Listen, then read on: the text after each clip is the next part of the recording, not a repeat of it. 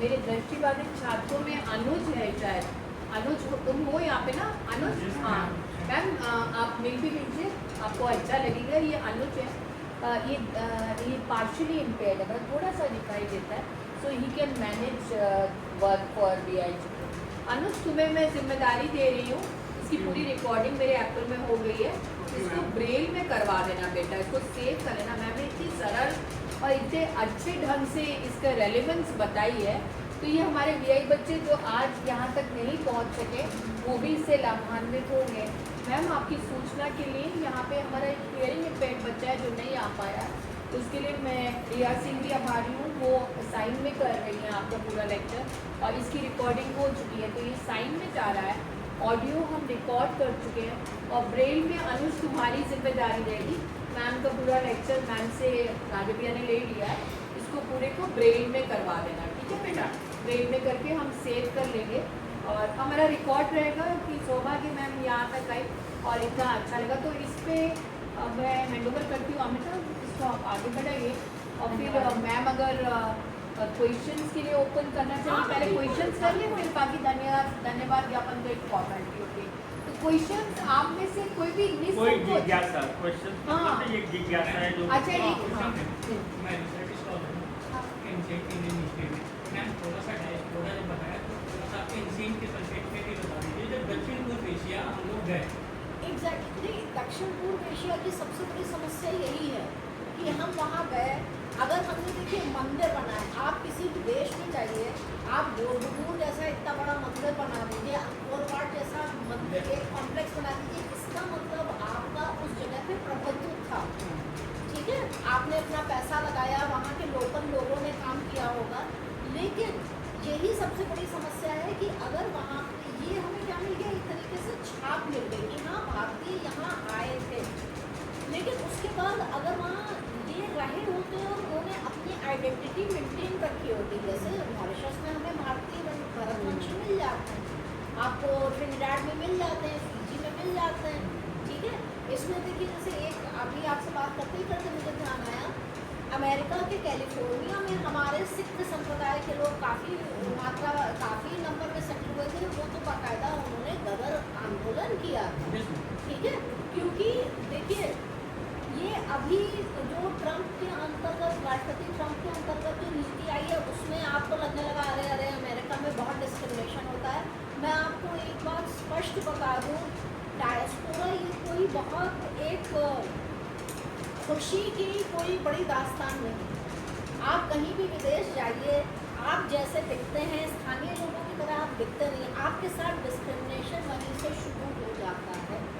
जो कहा नहीं जाता है कि भारतीय यहाँ नहीं काम करते, वहाँ बहुत बढ़िया काम करते हैं, उसकी मेन वजह ये भी होती है कि आप दूसरी जगह जाते हैं, आप अपने लिए स्थान बनाना चाहते हैं, तो आप अपनी सीमा से ज़्यादा काम करते हैं।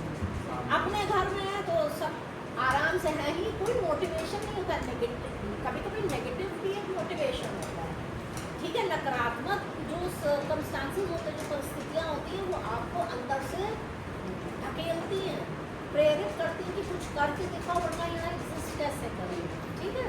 तो ये जो हमारे सिख संप्रदाय के लोग गए, वो वहाँ पे खेती में, फैक्ट्रीज में और आपकी वहाँ लंबर इंडस्ट्री जो आपका कागज़ बनाने की है, उसमें ये लोग काम करते थे, लेकिन उनके खिलाफ डिस्क्रिमिनेशन था। देखिए अमेरिका में यूरोप के लोग जाते थे तो वो डिस्क्रिमिनेशन नहीं है, क्योंकि वाइट से वाइट को आप अलग नहीं कर सकते, वो एक जैसे दिखते थे। लेकिन वही जो आपके कैलिफोर्निया और जो वेस्टर्न कोस्ट है, उसमें आपके जापानीज़ भी आए, चाइनीज़ भी आए, भारतीय भी आए। अब क्योंकि वो देखने में ही वाइट पॉपुलेशन से अलग लगते थे, तो उनके साथ डिस्क्रिमिनेशन होता था। तो उसमें उनको क्या समझ में आया कि क्योंकि हमारा भारत देश एक गुलाम है और वहाँ पे नीतियाँ ठीक नहीं हैं, हम बेरोज़गार हैं, इसलिए हम दूसरी जगह नौकरियाँ ढूंढ रहे हैं और इसी वजह से हमें दूसरी जगह सेटल होना पड़ता है और इस तरीके का भेदभाव झेलना पड़ता है। तो हम क्या करें, हमें गदर करना चाहिए, यहाँ से गदर की आपकी इंस्पिरेशन है, ठीक है।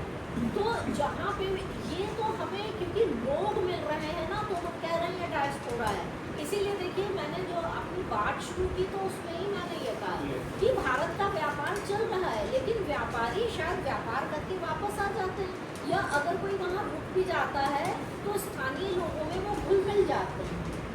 इसमें मैं आपको एक एग्जाम्पल दूँ, V.S. नैपॉल की एक उपन्यास है मिस्टिक मेसियर। तो वो व्यक्ति था, वो थोड़ा मतलब तंत्र मंत्र भी करता था, और मेसियर है यानी उसका मालिश करने का कार्य था, ठीक है। उसका नाम गणेश राम सुमेर था। लेकिन फिर जब जो प्रोटैगनिस्ट है जिसने जो नॉवल लिख रहा है, वो जब बाद में मिलता है तो ये लास्ट लाइन है उस नॉवल की कि हाँ पंडित गणेश राम सुमेर, वो कहता है no I am G Ramsay mayor, यानी आप लोकल लोगों में मिक्स करके तब आपका डायस्पोरा नहीं करना चाहिए। देखिए कोई व्यक्ति अगर आज विदेश उड़ के जाता है, आज तो इस समय सर्कमस्टेंसेस बहुत डिफिकल्ट है, लेकिन जाता है, वो फौरन ही डायस्पोरा का हिस्सा नहीं होता है। जब 6-7 साल बाद कुछ उसमें ये दिखता है कि नहीं ये चेंज नहीं कर रहा, हम उसको तभी डायस्पोरा का हिस्सा मानते हैं। अदरवाइज वो पहले migration, first step to diaspora is migration, आव्रजन होगा पहले, तभी आपका डायस्पोरा प्रवासी बनेगा। तो आपके प्रश्न पे मैं वापस आती हूँ, एंशिएंट में और मिडीवियल में। देखिए मिडीवियल में तो हम और भी ज़्यादा शायद लोग ये टर्म ना पसंद करें, इंडोलेंट हो गए थे, आलसी हो गए थे। हमारा व्यापार अच्छा चल रहा है लेकिन हम विदेश नहीं जा रहे हैं। क्या हो रहा है, पोर्चुगीज़ अपने जहाज़ से सामान ले जा रहे हैं, आपके फ्रेंच ले जा रहे हैं, ब्रिटिश ले जा रहे हैं, और इसका कितना बड़ा नुकसान हमें उठाना पड़ा। यूरोप में आपका रेनेसां हो जाता है, वो लोग बंदूक बना रहे हैं, वो लोग चश्मे बना रहे हैं, वो लोग इतनी वहाँ डिस्कवरीज हो रही हैं और हम उससे बिल्कुल अनभिज्ञ हैं, ठीक है। अगर हम देखें तो यहाँ अगर बंगाल में सिराजुद्दौला को हरा दिया तो कुछ लोग खुश हो रहे हैं कि अच्छा हुआ नवाब हराए गए। उनको ये नहीं समझ में आ रहा है कि अब इसके स्थान में कितना कठिन रूल आने वाला है भारत में, ठीक है। और ये क्यों हुआ, क्योंकि हम अपने अंदर ही हम इनवर्ड लुकिंग थे, केवल हम अपने अंदर ही हाँ हम बहुत अच्छे हैं, हम बहुत अच्छे हैं, ऐसा नहीं होता। कई बार आप में क्या कमियां हैं ये जब आप दूसरे को देखते हैं तब आपके समझ में आती है। अपने कमरे में अपनी टेबल पे पढ़ के तो हम सभी बहुत जीनियस होते हैं, ठीक है, लेकिन दूसरे की तरफ देखना, कुएं के मेढक वाला एटीट्यूड नहीं रखना चाहिए। मिलना जुलना बहुत ज़रूरी है, संभाषण वो आपका कम्युनिकेशन होना चाहिए। तो ये एंशिएंट की भी वही कहानी रही, मिडीवियल की भी वही कहानी रही, और मॉडर्न में देखिए किस तरीके से हमको ठेल के भेजा गया, ठीक है। जब वो जहाज़ जाते हैं, बीवी लाल की एक पुस्तक है चलो जहाज़िए, आप लोग को पढ़ने का मौका मिले तो ज़रूर पढ़िएगा। उसमें वो कहते हैं ये जो जहाज़ जाते थे उनको उन्होंने एक टर्म यूज़ किया है, चलता फिरता जनाजा, that a movement caravan of death. क्योंकि देखिए भारतीय मजदूर है तो उनके आराम की कोई भी ध्यान नहीं रखा जाता था। ये जिस शिप में ले जाए जाते थे वो खुली शिप कहलाते थे, और इनको बहुत ज़्यादा नंबर में भर लिया जाता था। आधे टाइम ये डेक में धूप में ही रहते थे, ठीक है। महिलाओं की प्राइवेसी का कोई ध्यान नहीं रखा जाता था। महिलाओं की स्थिति तो बहुत ही बुरी रहती थी, प्लांटेशन में भी बुरी है और जहाज़ों में भी बुरी है, वो तो बिल्कुल एक अलग कहानी है। महिलाओं की प्लांटेशन में कमी होने के कारण क्या होता था कि बहुत हम देखते हैं उनके खिलाफ हिंसा होती थी, ठीक है। क्योंकि जो केवल आपके भारतीय पुरुष ही नहीं, जो वहाँ पे विदेशी पुरुष रह रहे हैं वो भी भारतीय महिलाओं के लिए कंपटीशन करते थे, तो कई बार भारतीय महिलाओं की उसमें हत्या भी हो जाती थी। वो तो जब वहाँ पे लोग सेटल हुए, और एक दूसरा ही चीज़ हुई कि जैसे भारत में कन्या का उत्पन्न होना एक बहुत मतलब सबके लिए बड़ी शर्म की बात होती थी, क्योंकि हम लोग की जो पितृसत्तात्मक व्यवस्था है उसमें पुत्र का उत्पन्न होना ही अच्छा माना जाता था। हमारी कॉलोनीज में जाके हम देखते हैं ये कथानक जो है, ये नैरेटिव बदल जाता है। वहाँ पे एक कन्या का जन्म जो है वो बहुत ही वेलकम किया जाता है। तो डायस्पोरा जब वहाँ 30-40 साल तक रहा और जब महिलाओं की संख्या बढ़ गई तब ये समस्या आपकी खत्म हुई, वरना इनिशियली महिलाओं को वहाँ बहुत समस्याएं थी। और अगर आप फिजी CF एंड्रयूज गए थे जो कि गांधी जी के बहुत करीबी थे, तो उन्होंने भी लिखा था कि महिलाओं को वहाँ बहुत प्रॉब्लम, ठीक है। कोई और प्रश्न? Yes ma'am. Yes ma'am actually मुझे ये पूछना था, जैसे मैम अभी आपने मॉडर्न का बताया, मैम अभी कुछ कंट्रीज में ऐसा हो रहा है कि वो लोग मतलब टाइम पीरियड एक देते हैं, जैसे ही कोई मिड जा रहा है आप 10 साल ही रह सकते हैं, या यूएस में भी चल रहा है। पर यहाँ से जो वर्कर्स मैम फॉरेन जा रहे हैं उनको मैम एक टाइम पीरियड दे रहा है कि 10 साल 20 साल रह सकते, उस पर आपको डिपोर्ट कर दिया जाएगा। और अभी काफ़ी देखा भी गया है। तो मैम ऐसे संदर्भ में मतलब लोगों को क्या करना चाहिए, क्योंकि बेरोजगारी बहुत है मैम, बाहर जा रहे हैं और यूएस ने तो काफ़ी वीज़ा भी बढ़ा दिया है। प्लस मतलब डिपोर्ट करना, वहाँ पे वर्क करना, पूरा जो आपके पास जितना एनर्जी है, जो कह सकते हैं एक टाइप से जो आपका यूथ मतलब यही एज है, तो मैम वहाँ पे पूरी खपत हो रही है। और फिर हम लोग वहाँ पे यहाँ पे बूढ़े होकर आ जाएंगे, यहाँ पे भी कुछ नहीं मिलने वाला। तो ऐसे संदर्भ में मतलब हमें क्या करना चाहिए मैम? बैठिए, आपने जवाब स्वयं दे दिया है। उसमें एक ही मैसेज आता है, आप अपनी व्यवस्था सुधारें।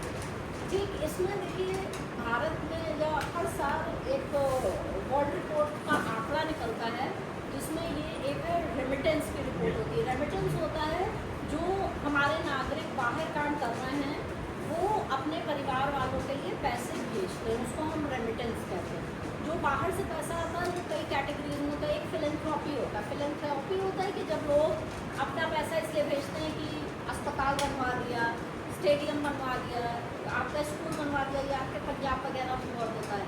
गुजरात है, गुजरात में वहाँ पे पानी खारा आता है तो लोग पैसे दान देते हैं ताकि डिसैलिनेशन प्लांट बन सके, यानी पानी का खारापन दूर किया जा सके। ठीक है, तो रेमिटेंस एक तरीके से क्या है? रेमिटेंस ये है कि हम सामान जितना एक्सपोर्ट करना चाहिए हम कर नहीं रहे हैं, हम इंपोर्ट ज़्यादा कर रहे हैं।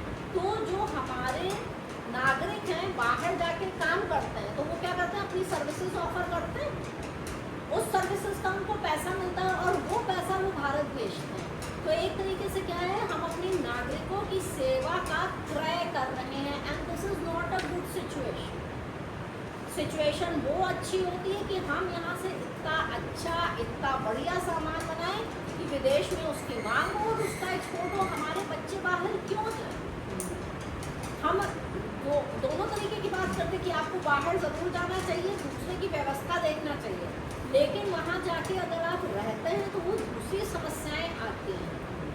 वर्ल्ड में सब जगह एक अनएम्प्लॉयमेंट की प्रॉब्लम है, तो वो चाहते हैं कि उनके लोकल लोग काम करें और भारतीयों को वापस भेजा जाए। ये यूएई में भी है। यूएई जो मिडिल ईस्ट का आपका इलाका है, इसमें आप सर्च कीजिएगा, आपको 2011 में एक मिलेगा अरब स्प्रिंग, जैस्मिन स्प्रिंग भी उसे कहते हैं।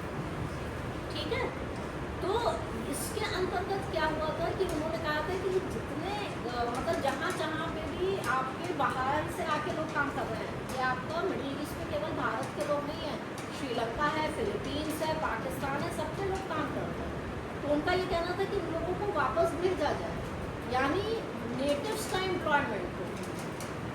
ठीक, तो ये स्थिति आपको आगे पीछे फेस करनी पड़ेगी। हर कोई चाहेगा कि उसके अपने नागरिकों को एम्प्लॉयमेंट मिले, रोजगार मिले। तो कोई नहीं चाहता है कि बाहर से आके कि कोई और नागरिक उसका जॉब छीन ले। और जब ये इस समय स्थिति है तो वो कह रहे हैं आप वापस जाओ। उसका एक ही जवाब है कि हम अपनी व्यवस्था को दुरुस्त करें ताकि यहीं पे हम जॉब दिला सकें। ठीक, कोई और प्रश्न? हाँ, मैं बोलना चाहूँगी, जो दृष्टिबाधित छात्र अनुज हमारा पीएचडी का स्कॉलर है मैम, और अनुज को मैंने जिम्मेदारी दी है आपका ये ब्रेल में कन्वर्ट कराएगा। जो दृष्टिबाधित छात्र एमए के हैं बेटा, अगर आप प्रश्न नहीं कर सकते तो आपने मैम को सुना, बहुत सुंदर शब्दों में, बहुत सरल शब्दों में मैम ने समझाया कि विदेश जाकर भी जो देश से जुड़े रहें, ऐसा मैम ने बताया। तो आपको इस लेक्चर को सुनते साथ क्या अच्छा लगा? आप में से कोई व्यक्ति, मैं चाहती हूँ कि आपकी भागीदारी रहे, तो आप में से कोई भी व्यक्ति कुछ अपना जो आपने ग्रहण किया या जो आपको अच्छा लगा वो बोले। दृष्टिबाधित छात्रों में से कोई भी बच्चा, पोस्ट ग्रेजुएट बच्चों में से, रिसर्च स्कॉलर्स में से तो अनुज ने बोल दिया, कोई बच्चा बोल पाएगा? ये टॉपिक को जो सुना उसमें आपको क्या अच्छा लगा या क्या समझ में आया? संक्षिप्त कुछ लाइनें बोलिए, प्रयास कीजिए। ये आवश्यक है, आपकी भागीदारी आपके भविष्य के लिए अच्छी होगी। और मैम को भी ये खुशी होगी कि उन्होंने मेरी रिक्वेस्ट स्वीकार करी, आपके लिए इतना सरल ढंग से बताया, तो आपने उसको ग्रहण किया, तो मैम को भी तो अच्छा लगेगा ना। तो प्लीज़ कुछ कहिए आप लोग, दृष्टिबाधित छात्र MA के। कौन बोलेगा कुछ लाइनें, गर्ल्स या बॉयज में से कौन? देखो बेटा, कोशिश करने से ना फिर कोशिश करने वालों की हार नहीं होती, और कोशिश नहीं करेंगे तो फिर आगे जो है रोजगार परक शिक्षा क्या ही होगी बेटा। Someday has to be the first day। कौन बोलेगा, गर्ल्स या बॉयज? बोलो बच्चों, कौन? Fourth semester, second semester? इधर कोई सेकंड सेमेस्टर का दृष्टिबाधित नहीं दिख रहा है, सेकंड सेमेस्टर ही तो है इस तरफ। तो कौन बोलेगा दृष्टिबाधित में से? आप कुछ संदर्भ नहीं करना चाहते, कुछ बोलना नहीं चाहते? राधेश्याम, मेरे ख्याल से बच्चों को थोड़ा बोलते हैं, फोर्थ से नहीं है, सेकंड और फोर्थ है ना, तो सेकंड की तो आए लेकिन ये बोल नहीं पा रहे, थोड़ा सा संकोच भी है। बोलो बेटा, बोलो बेटा, तुम बोलो। आपको लेक्चर सुन के कैसा लगा? अपनी बात आपको को कैसा कहिए। लगा बस यही बताओ। आपसे आप खड़े होके मैम को संबोधित करिए सम्मान से और फिर बोलिए कैसा लगा आपको अपना? मेरा नाम हाँ। रतन मिश्रा है। इनकी फोटो लीजिए प्लीज, शोभित इनकी लीजिए। हाँ, नाम और फोटो मैम, कोई बात नहीं, वेरी गुड। मैम, मैंने जो लेक्चर सुना वो मुझे बहुत अच्छा लगा, और मुझे सबसे ज़्यादा खुशी आपसे मिलकर हुई कि आपसे मिलकर, और आगे मैं भविष्य में आपसे कुछ सीखकर अपने लाइफ में अच्छा करना चाहूँगी। Thank you. बेटा अपना नाम भी बोलिए खड़े होकर। हाँ, रति मिश्रा। अच्छा बेटा, जो भी रिकॉर्ड कर लो। Thank you so much Radheshyam. Research college की तरफ से आप जो भी इस लेक्चर से समझे हो वो संक्षिप्त बोल दीजिए बेटा, फिर मैं कंक्लूड करती हूँ। मैम को बहुत बहुत धन्यवाद।